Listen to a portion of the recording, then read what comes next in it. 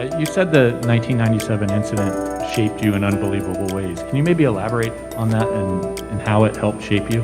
Jason, we appreciate your question. We've addressed this. It's been asked and answered, so happy to move on to the next question here.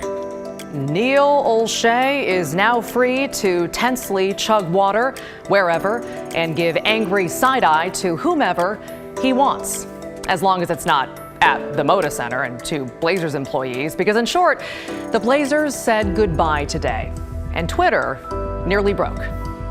Olshey wasn't even supposed to be the headline of that moment, but his very chill and very normal demeanor really stole the show. We'll get to all of that.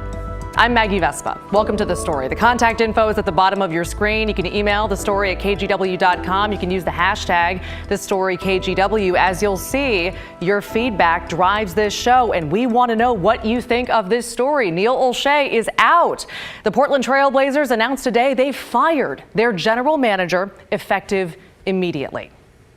Here's the gist. About a month ago, the team announced they had hired an LA-based law firm to look into what it's like to work for the Trail Blazers franchise. The reason? Multiple employees had alleged general manager Neil Olshey had created a hostile work environment.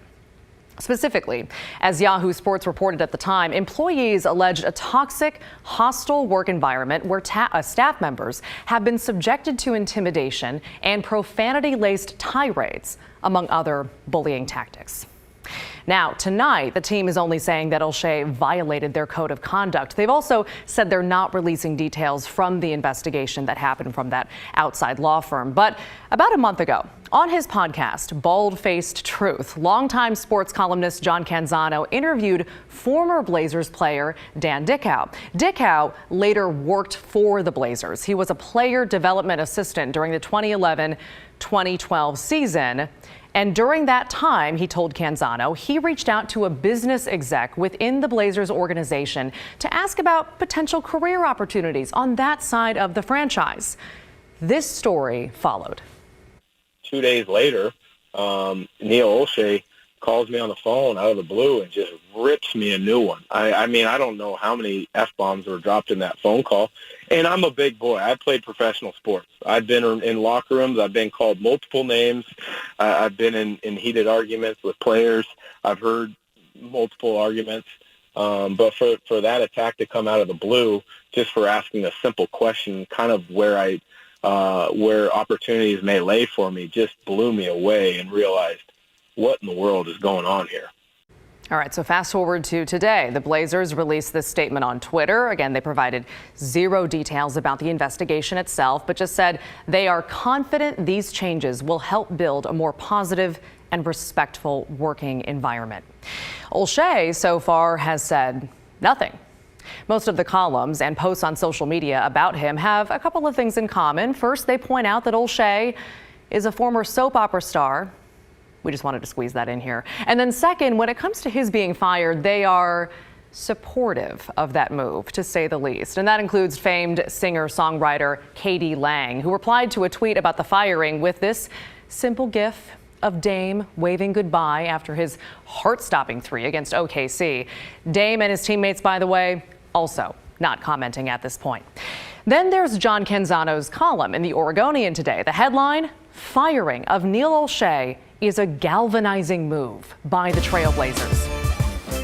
And in this column, we have our quote of the day, quote, "It's worth noting that there isn't a single transaction that galvanized the NBA fan base more than this firing of Olshey.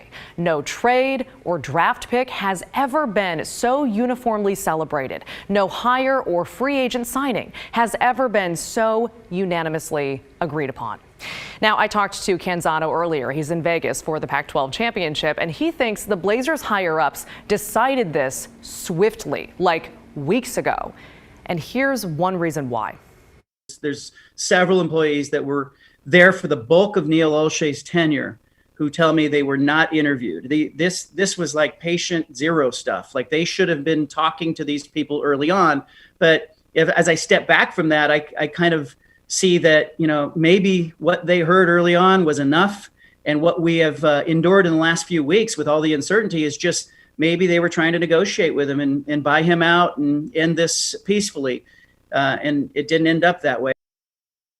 Let's broaden this out a little bit, okay? Because this firing comes on the heels of another really big shakeup in the Portland sports universe. This week, the Portland Thorns announced their new coach, Rhianne Wilkinson. And this comes in the wake of the Paul Riley scandal. The former Thorns coach, seen there, was fired recently by the North Carolina Courage after multiple players accused him of abuse and misconduct. And the Thorns this week emphasized how their new coach is both qualified and a good person. They said that in their press releases, and they told that to multiple media outlets. So in short, Canzano says the standard for behavior in sports is changing drastically.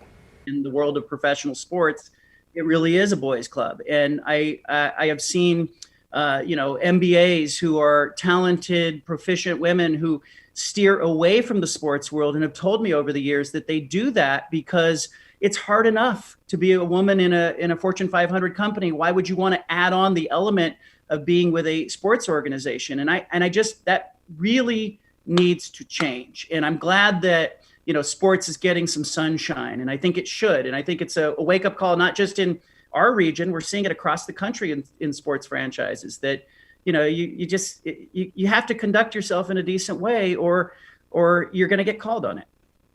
Which, moving forward, brings us back to the Blazers. In Olshey's wake, Director of Player Personnel Joe Cronin will step in as interim GM. Olshey's permanent replacement is TBD at this point. So we, like you, will be watching.